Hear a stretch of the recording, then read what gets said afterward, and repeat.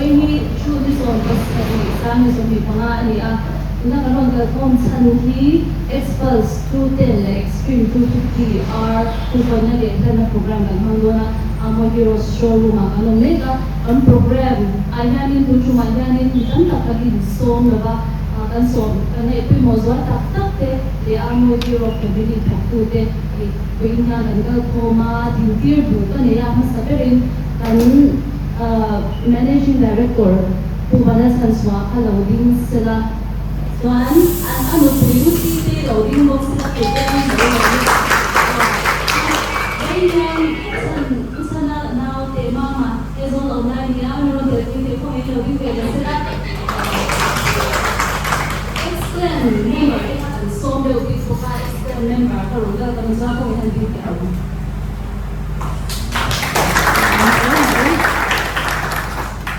event organizer, event team, atau memang orang Israel nanti dia kok kita ini dia lagi sama ini kok ini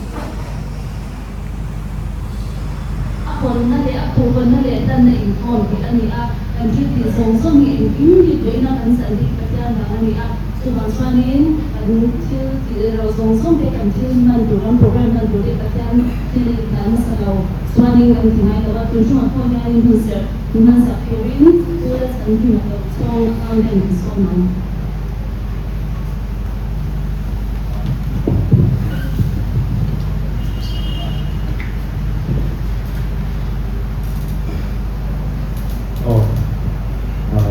Dalam konsep apa? Kristian kat orang yang kan ada apa nak kanที่อาจจะคุณโตเต้ตรงกลางเป็นอันนั้นเองตัวรางายเดี๋ยวตัวฟังขึ้นตอนนี้เป็นเดียให้กันฟังเลยตัวนี้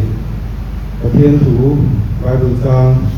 อินซีสินสมทุกเลยมีจ้างสมดีเลยกระดูกเนื้อถูที่อันเสียเลยอินอันนี้ส่วนมิถารอก็มีโบกระโดนโตที่อาติยาอินอันนี้ส่วนไม่ส่งเราส่วนกระถาระวังเส้นอาติยาอินอันนี้ส่วนไม่ส่งเราส่วนกระถาระวังเส้นอาติยาผู้กำกับการเตือนคำนั้นซาตานมันมีส่งสมรสเราต้องการรู้ Buena kan kubantu, atau medan pun minhan satu. Pada sampai macam song, tu kalau di pada tambah di orangnya tambah pada sampai macam song sama orang kan saya tu nak suan tu soi kan naik thang pada sampai suan managing director tu soi tu ni soi.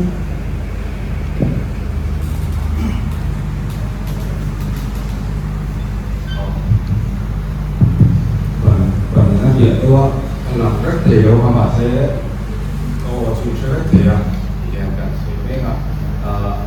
suy tu các bạn em mà rồi chủ phải là suy chi nhiều à với là thì cũng là một lúc mà nhiều chúng ta cái bộ nó không chỉ là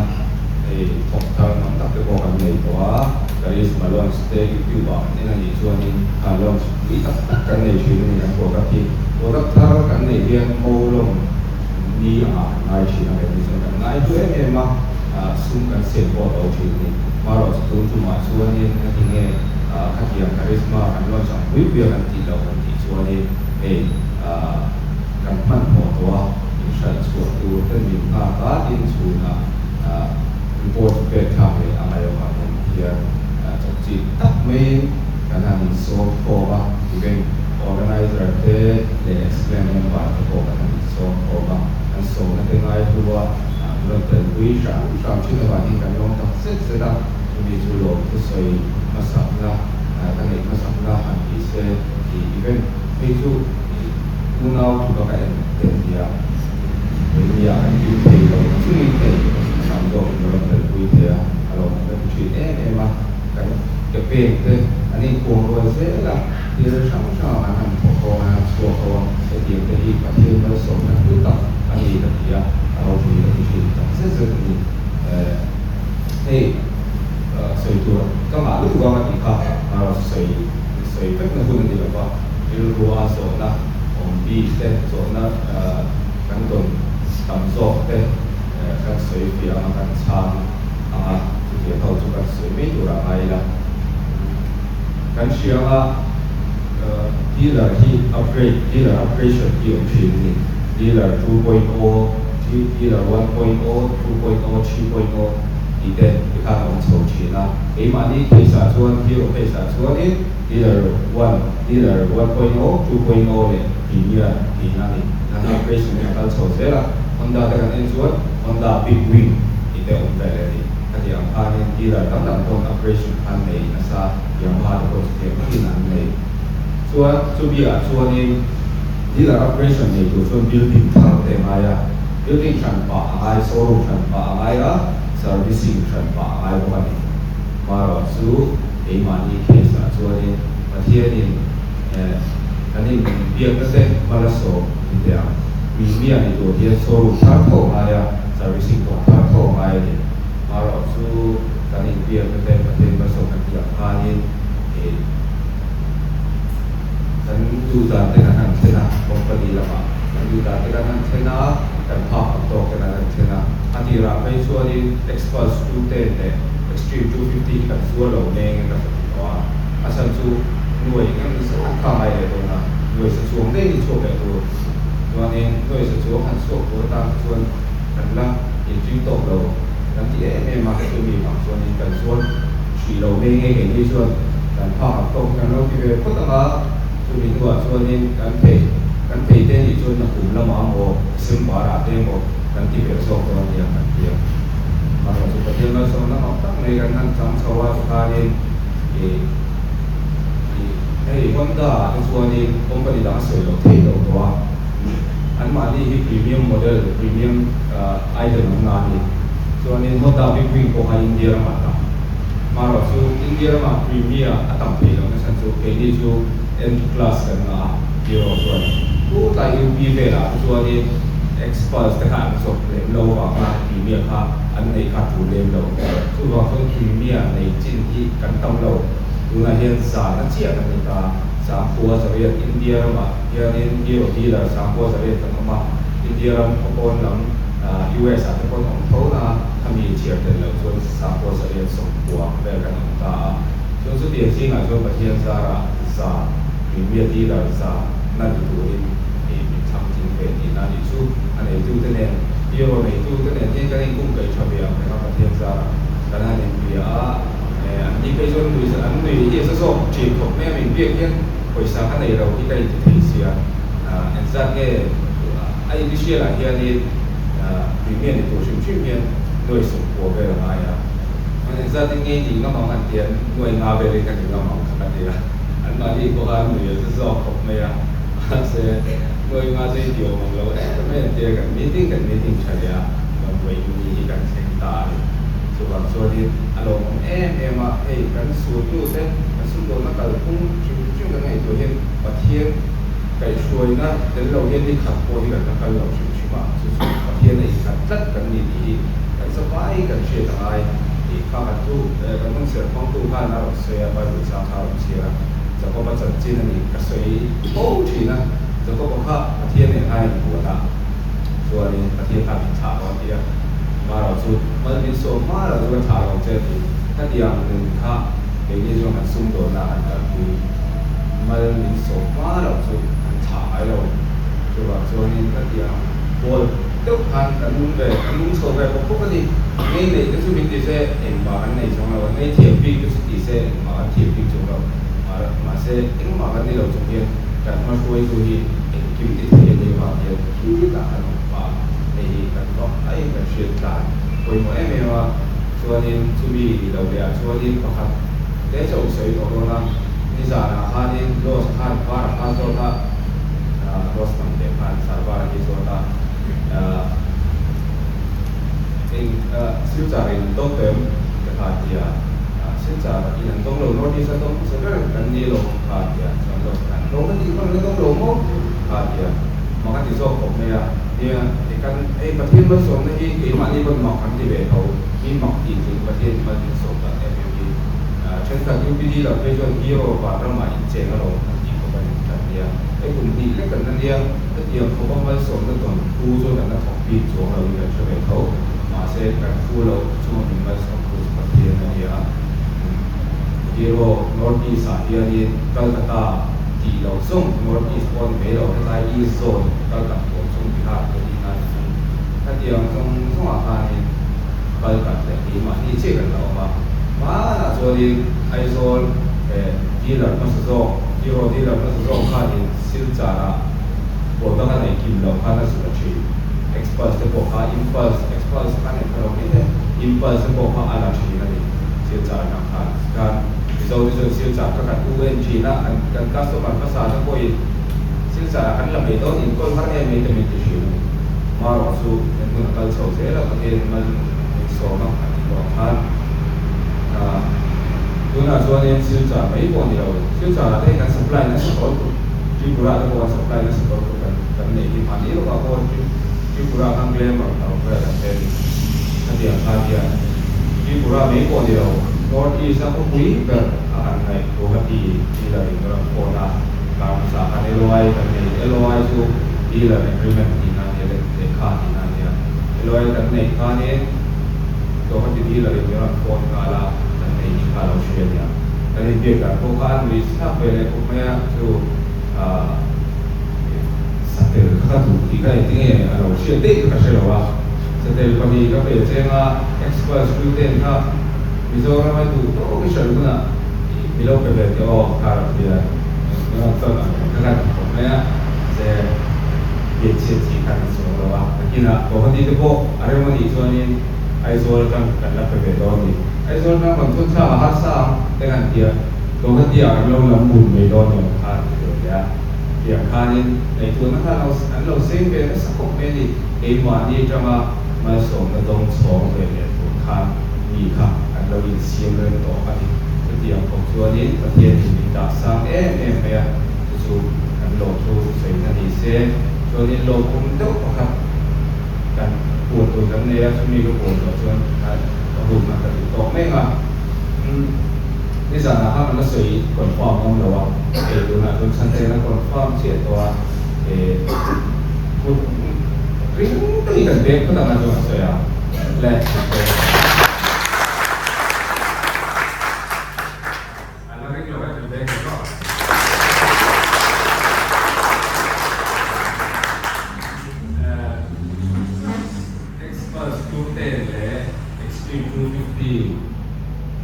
เป็นว่าไรกันตัวนี้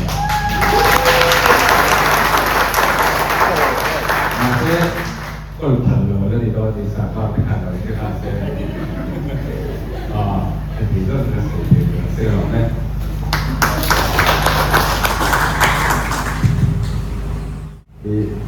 พี่คุณพาหลังเสียได้จดเตี้ยเตี้ยที่เสียกันเนี่ยเตี้ยเตี้ยที่มันเสียพี่เฮียนี่ฮีโร่ที่ไอ้เป็นตัวเตี้ยเตี้ยฮีโร่ของเราเลยเนี่ยอันสุดตัวนี้Expulse กันสิ้นตัวไอ้กีฬาผมตัวอันนี้สุดใช้เทียมกันอีกร้อยนั่นคือสุดเลยยิ่งเกิดเท่าไหร่เอ็นเซอร์จะโดนอันนี้Hero Expulse ที่อัปเดตที่เอาไว้สำหรับดีกว่าเลยHero ชนะอันกันตัวอันนี้เป็นสิ่งที่Adventure Bike Hero Impulse Indian First Adventure Bike กันนี่มาดูตัว history เราหาอะไรสุดที่ส่วนนี้คุณสามีสมการของการเนี่ยนี่ถูกต้องนะที่จะทิ้งคุณสามีสมการทาง Hero Impulse ตัวนั้นเสียมา150cc ตัสตรงอารมณ์นี้ละเป็นทุ่งกำลังตัดตัวเลี้ยงมาแค่ตอนนั้นส่วนลูกพี่ปักตู้เนี่ยเสียตัวก็สามีสมกับสถิติมาปกติที่ตรงเลยโลกันนี่ที่ส่วนนี้คุณขับเป็นรถเต้ในตัวนักเกษตรคุณสามีสมกับตัว Hero Expulse ตัวเนี่ยตัวนี้อินจินฟังซูอารมณ์เวทพาร์เลยอารมณ์เสียมาให้มีรถเด็กตัวให้ตีโปอารมณ์เสียมาแล้วเนี่ยที่ส่วนนี้ไม่ใช่ในสังกัดในนี่เพย์ซูหรือไม่ใช่ในฟินะอารมณ์หรือไม่ใช่ว่าสามีสมที่ผ่าน Hero Expulse ตัวเนี่ยตัวนี้อินจินฟังที่อารมณ์เสียนี่ก็ตัวที่เรียนเพย์ชาเลยชาคัลกันตัวนั้นให้ไล่มันหนักพอหูเดียวองค์นี้เราเนี่ยอะไรที่ส่วนนี้ไอ้ผ่าเนี่ยหรือไม่ใช่เราในเจริญที่ไอ้ผ่าเราเสียหลังแล้วอย่างที่คุณสามีสมที่ประกาศผ่านHero ส่วนผ่านส่วนชั้นคนนี่Hero Expulse ตัวเราเสียเนี่ยตัวเส้นที่ตัวนั้นมีส่วนมาพอดีอย่าง Hero เนี่ยเพย์ชาเป็นโบราณเราเนี่ยแต่เอะไรที่ส่วนนี้กันเชื่อชาวอีกทีนึงเลยเนี่ยตัวอามาโซตัวมาอะไรนี่ละตัวบางส่วนนี้คุณสามีสมที่ผ่านเราเห็นส่วนไม่ส่วนนี้ cùng lại đến cho ở đây nuột thì là ăn xoay là bằng chút cứ ăn xoay tắt đầu đi ta để ăn cả không chăn POS pass cứ tiền chú đồng sọc sủa đầu đi ta mai chặt để tụi lại rồi vì đã đuổi để thủng sầu đi mỗi chặt xì chú cần hóa là để tiền ở ông để đâu ta anh đi hay express chú tiền đi liquid cool engine gosport motorcycle mai buat cool để chẳng cảm giác ở thủng engine để số để lắng ngầm hát còn mang đi agen tu ngapa tang lam nan yen tak ara bang ko ani ko en ki ma a that yang ga le sang kang zo ga thom ni mi zo ram mi tu tak ara siam bi bai ani di ko ila a soi suwa lo he tu lai bila ron ka tang lam ani na je la bang ke ni a than long le dio don di te pon lam ani zo in hero express in pu shim shim bi tu din na en ma hi se bi ga lo lo so tha le cha tắt đi sụp đổ emมีแต่ star เนี่ยสูงมาตัดขาเลยชนเสียอันนี้ที่ท่านนี่เสียเราเนี่ย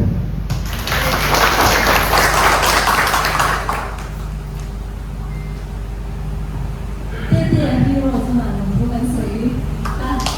แต่เรื่องตัวอะไรนี่ที่เราที่ด่าแต่ไม่ละที่ไปว่าสร้างที่เราตัวแต่ไม่ละช้าอะไรจะบอกดูแต่สร้างให้หาตัวเราเป็นตัวโดนะstudent review itu mai ni beri berlama yani dan ron sauto na ni ang panginan mo yung siya kila alon sila PC dan sila PC yang ni dan organizer ni ako na ni alon ni do na ron swak do na ni ani video ang ben video na ken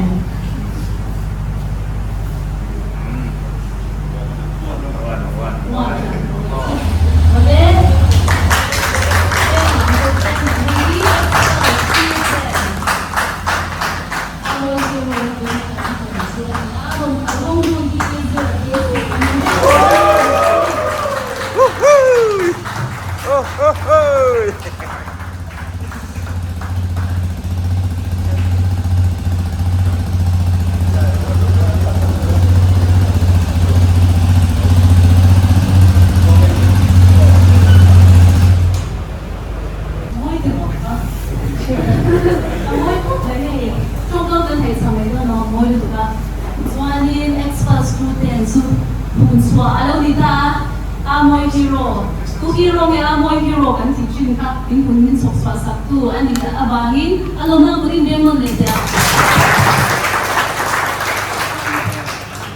he kan product for express student umada min sa tulian tu ma jang experts min pilar saktu le min pelmer sakto chin tu zira PCI ba ka puni kan shira ba zona den de kan zona ni tuna experts ibu nanti, ini apromiti mungkin bolehna pun aman dan itu produk susah masuk yang ini yang ambil misalnya itu. Oleh kalau apa saya heavy kuban na pugar le umang ber pisau kan di lawai wala saja izan nak itu ping amar doa ini baik kan kalau sebagai macam doa doa itu doa le di baik langsung. Kan media, kayak semua komel, Amerika itu sana sana tiang, sana tiang, tadi dia eksperimen orang dia. Kalau sudah ni, kami sepak wabin dah sudah dalam aku ya ekspor masalah enduro lah pakai, kami motor cross dia, kami berapi dengan kasuari asal kaya, anak berewa, ini pokoknya kami berajet kasu awal sama. Kami ni ada dalam bentuk ini. Ingat macam apa sih dalam bahasa itu entina dalam investasi kita yang right dulu ya. Jadi yang biar kalau bukan itu kami besar semua di poni mah aktif kami di kami right dulu dan kami itu sami nama tuan kami dia akui alam akui kan mah ini kan lah kan ini di sini kan lah kan ini itu ramai expose student hi e mizo thalai dele meeting zo te ko adinga rangkai dengan man net ka du sa ani chi garing la wale tu te ko izong ha de ko le itu akan no mana kina demo right ka ami dong boka awan te muna kali show ha an tum tai la akan tum ani so na sa to kang tika ta wang zo ka ale ka expert student review kan ni sin su ni tamai sila adon ya kan ka le do na extreme 250 r tu ko na kan ni le do na tu ko na mini sa tu tur hi pu ara sa boy tu ni do na 3 months one extreme 250 r tu sang min so isa turin short speech min isa turin Mr. Arban Ashwa ESC Zone. Kalau minggu sampai deh hal-hal short speech ni kan orang tinggal di bawah hero nanti di bawah Arban Ashwa hero di kan. Kami soalnya lebih safe ya, kalau ini kan yo juga. 250R extreme, 250R menggunakan panel MMA le, mau MMA di Zohian, kan real zone ni tiga hero ni lah. Masain short speech di tengah short yang rendona itu juga saya terang begini extreme family history ni saya extreme family kan yang CBZ extreme ni apa sahaja pun dia soalnya aitak di kumsali sambikan hero yang 160cc 2V dan 4V kan aron launch dia tujuh 2V ka telescopic scope memang dia 4V USD 4 upside down 4 kan dikah aron Ania. So ni hun kakal zela January sami 2024 kan 125cc version extreme ni around launch available. Ya, so ni gunakan panel MMA extreme 250R ni kum sami somni pengakuan Bharat Mobility Expo Mobility Global Expo kan kum January kan around launch available ni baik ni 250R ni baik ni 250cc liquid cooled engine dia. So ini lah saya beli kedua semua baik lah lotu cang wet dengan nori. Bahagian spesial MM bangki kan di bawah 5 IC le. Siang so koi nom tam tiga sia. Aksesi le right quality kan saya wet tu semua. Front suspension I 43mm USD upside down 4 kg mah. Even so at nuam to MM mai boka aron tuam sa MM at sangkang MM to mai boka so in a rear suspension at nung antia yan preloaded adjustable monoshock aron mga to 6 steps ani boka ni at tires average 717 inch niya deep place niya akit mga yan 110 by 70 le at nung anin 150 by 60 niya tire aron som sa MM so anin aron nal in aron lian na MM boka. So fuel capacity ni 11.5 liters aniya. kg sati kg sa supaya pasari 0.7 ani. So ride mode ayan sports mode le rain mode ama kan ka to maya mode abi di na ni so colors available ayan atom kan roma firestorm red la stealth red la neon shooting star kan romi zoni la tore maya ni ya kati so ka so ite ni hello ne.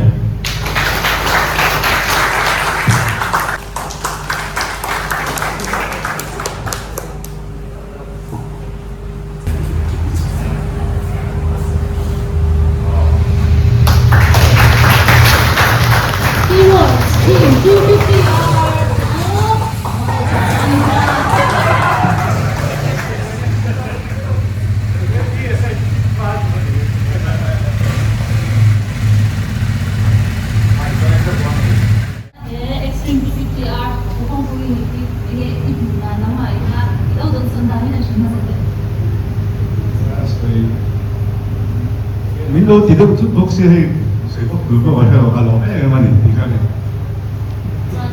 Gunakan itu kontak extreme 250R sungsang ingin nama ilo mudan te ahli mu te ibu mudan te itu na iron katswa nama biruwa ini sungsang alam na kami suisa. Ya pasal, asal kalau mungkin kan itu mana asal apa ni? Ating kita kontak tu dong, oh agak di pasar, masa ni sana, kan lo takkan kan bukan. Điều kiện thay đổi tổ làm của mẹ mà hiện anh là to khóc mẹ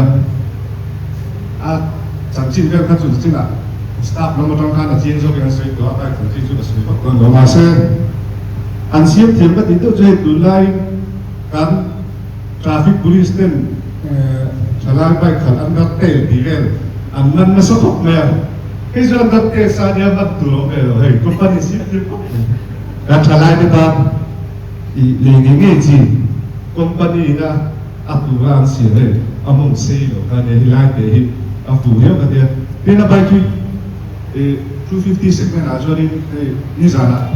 lúc nào thằng cha nó cho nên còn mà sẽ lâu rồi cho nên thế nào nó khăn có lúc mà anh muốn hôn tôi thì mình đủ sẵn sàng là xây dựng cái bao nhiêu tháp cái đấy phát triển bài cái phát triển em mà phát triển cái gì đó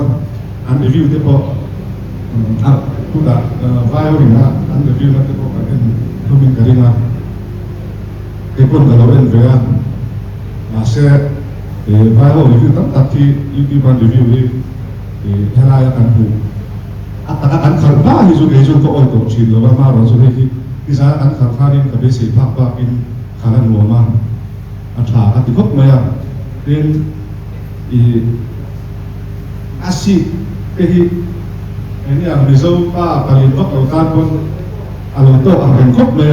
alien ben buro ka sa hok ngai lo le engine hi 300 cc cb 300 r anti ho ne khat 250 na kan line 300 engine ko kha ang ri ma chak xmr 210 kha kan be se sang tu ba kan be se kha phalo sita alo dul deu kan yama ro thì tu na hen 210 express 210 engine le 250 bi la so ni ato ki lo sa to kha lan lo pok mai thâu thá cha cóเป็นโปรชานี่จ้านะนี่กันเขาตัวเด็กเลยฮะตามบุคคลเรากันเลยว่าเดี๋ยวว่าตอนนี้เรากินเดี๋ยวว่าตัวเราครับจุดเตรียมไว้จุดนี้อารมณ์ช่างทำกันอารมณ์พบไปทำตามคนอารมณ์ด้วยกันนี่จนใส่เดินดูกันในจุดราคาหนึ่งค่าสาวชื่อราคาหนึ่งจุดเอ็กซ์พาร์จุดเตียนค่าอักขูคนน่าเราเนี่ยตัว所以ดูกันเลยไอ้ก็ถูกส่งสิ่งมาเลยนะเดี๋ยวมาเสร็จถ้ามาหาเองเด็กมาส่งการขันที่มันส่งไปเอ็กซ์พรสกันที่จูริสนะกันตั้งที่นี่เดี๋ยวไปสามนี่แหละพอเวลาทำไปตัวเอ็นก็ตัวอันสวยเลยแล้วงานบุกส่งภาษาอีไล่ตัวไปที่คาริสมาฮีโร่หุ่นหน้าคาริสมากันจริงนะปฏิกันนี่ตัวฟ้าที่สกุลสวยงามแต่นี่ติดกันมาอยู่ในไปช่วงทำที่ท่านเดี๋ยวรู้ตัวเทียนซาอามาเราจะสู้กับสังเกตได้หันถูกน้ำได้เลยหันสิ่งที่เป็นส่วนหนึ่งตักที่กระโดดที่กระโดดหัวนี่สามารถ expose จุดเด่นอะไรที่มันข้างหลังขันชินะเป็นไม่ได้โดนเดียวที่จะเสียอันนี้จุดเด่นเดี๋ยวจะนี่karisma kan tu maka athap tu ka mulo ka athap tu nita niteta la ngai di ka sencha express chu ka 200 4v ka sa te min du sa ka thar ka kan minan pe ya ama ro su san se do ha tu na jo karisma tu ka lo na tu ma se chú tên anh lỗ chuộc ta bây giờ là khăn vel khăn là engine bổ vel đàn tế nghe này sản dồn tế cái đấy thì anh lỗ tốt nếu mà charisma cùng số pasari khát khát thì có mấy người cái thì cái anh xử lý cái này tôi chưa nhà anh xử lý đâu tôi anh xử lý đâu tôi niệm phật phải đó cả ba thiên theo chú giống bà lai chú xem cả lý thả thì cái này cái này acid atau ya speed ya ama no computer cái phốt của anh thả lại được dịch rồi đó tin anh hết phim khá ăn mua mà đi thì áp khá là ổn đấy mà hiện bây giờ anh thầm là sao mà là áp khá nó sắp cái này masih asal cuma duduk lawai kan, anu kan kalau dia tidak apa lo lek kita, asal kanan thằng ta cho nên thằng khác là con phải biết thế ấy là thì sẽ cảm trình trùng thì em lo thì cho nên cái đồ cái mà cái nó phải coi đủ lệ thì hắn tính lắm lên tụi tao cái nó sẽ giúp thế này thằng là ôn tụi cái mình thì ta xin thế là cái gì chẳng gì mà thì cái này tụi cái này phải thở là ngoài được chẳng thằng ai bốc rồi thằng là ôn mày thật tất anh ấy đôi cái gì thì ha có sự thì câu cái đó sẽ có lắm ấy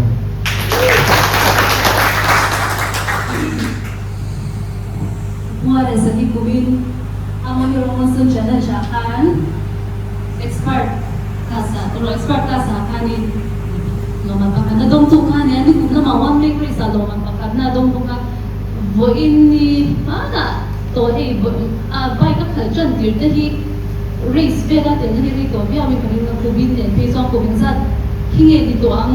ti hi chu tham tak te boni to nga chu ti sung chuan pakhat na mizoram pu ma te la ni the hi ama hi a fak om de me ma ai su the na te a discipline te pathiana china ti en don ka an ti a kan swam ta sida boina extreme 250 army ku ban sak hi a chunga dong thu kan soi pok sarma fela when me brate boinyan aron te thea kan event organizer ti ma changen ni an hi soi do ni so ma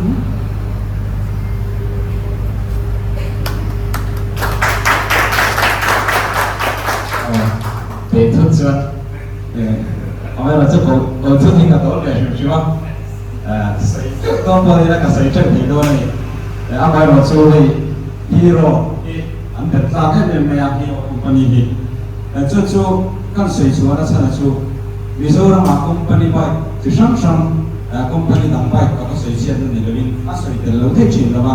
anh luôn chuyện là chung chú cái gì nghe aron amma aron sana aron to em chin kan ti chuan India ram chunga siam ani lo ka mani he bai khi Thailand amo America amo han sa do tai la a to via bang amai ro chu het ngam bai tha le bai chuan no le pu prai kan mo expert student suspension chana tum mai abiling abalana kan khalpua abiling abalana min koi pe thei kan chi các địa ngành suspension trả lời tục lệ engine trả lời tục này thì hiện nay lúc ấy là các cụ thể nó sẽ là chú Hero company và cái này Hero India hiện made in India thì hiện anh sang rồi à tức là cô Honda product B Yamaha product cái bộ sợi rep lập tu ra ngay ở đây là không tất cả các cụ thể nó sẽ là chú India anh xem và cái này amai rồi chú Hero company chú India anh chú mà anh Mani company cũng chú học gì vậy anh rồi đấy mà thế vậy khi ram ta mà có lý do đây là tôi nói cảnh lì sát liệt về đến lì ngay đôi này extreme nếu liền hàng tàu đôi nữa tụi mà xuất hiện làm vậy đấu tập lệ vậy cho tất ram ta là anh lì đồ thế là ya India ram sunga không cần bây giờ cảnh mù hi vì sao cái cảnh phản mỹ na đi India cảnh biệt thì cảnh phản mỹ na đi cho chú cảnh xây dựng đồ xây dựng tất cả ông mang moi hero lu sẽ là xem cái xây dựng cái này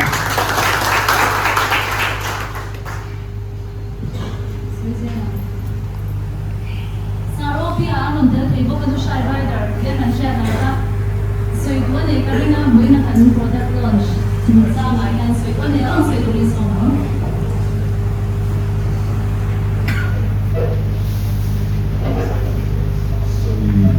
so tu reme po ka fet so ni alo Amele na ya mebel. Oh, info ni. Di sana aron sing di kanan bu satu. Lungkap. Ini expert student các thứ nó sẽ rất là một cái mà pro hay là nghe cái chú chú ăn lâu rồi đó các sản phẩm không phải là phần chi nó đây là cái nào để bộ ranh cái bộ phần nó sẽ phải đồ ra hay là cho cái chú các bạn cùng ra sửa mất đồ luôn á chi bằng ranh cái này hồ đây luôn mà rồi ăn là liệu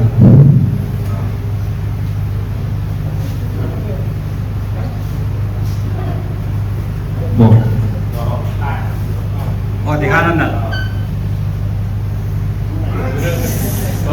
Motorcycle world Joan adventure le hade off-roading le negative ka rai na bera ngay là toàn công văn khả năng số ca niệm kalau có bởi thì mà sẽ anh ấy cho bạn đi cho anh có thì sẽ bài chúng ta thì chúng ta nên soi đua to thiên bằng đấy rồi lòng đấy rồi ra ăn được đấy thì avoid hero đấy liền thì mất đấy thì mất thằng kia rồi rồi là hiện avoid heroes movie chủ nó có ăn tuổi quý sốกันđó đểกันsoi đấy anh ấy tuy cho sa nó thì là phim nó là cái movie đó mà tôi là ví dụ kan soi quả thì anh ấy cho kan phim rồi theo biết rồi hình dung movie nó bảo cái nó buồn quý lên đó là gì về là cái hình bạch thằng không phải kan phụ đến tuổi đó ai à apa tuh saya lupa kalau kan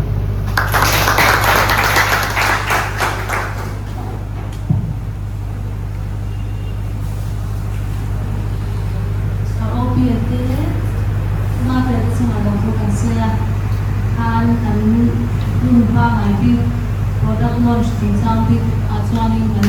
itu kan zawa akan dapat yang tinakan na kami do na ang zabayin ang chongchai wala nga